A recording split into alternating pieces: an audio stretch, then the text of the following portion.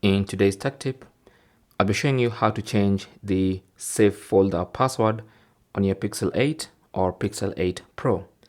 Now the save folder normally uses a pin or a pattern as the password, and so I'll be showing you how to change that. So go to the app screen and then tap on Files. That opens the Files app. You can see we have a save folder here with a pin.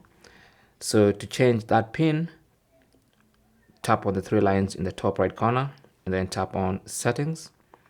On the settings page, go to Save Folder, tap on that, and then you should see Change Lock. And then enter your current pin or current pattern if you're using pattern. And then tap on Next. And then it's going to unlock and let you choose a new pin or a new pattern. Let's go for pattern this time, and I'll set up my new pattern. Tap on Next, and I'll confirm by tapping on that and tap on Next. Okay, tap on Get It, and that's it. Save folder lock changed. And that's basically how to change the save folder password on your Pixel 8 or Pixel 8 Pro. Thanks for watching. Comments and questions down below, and good luck.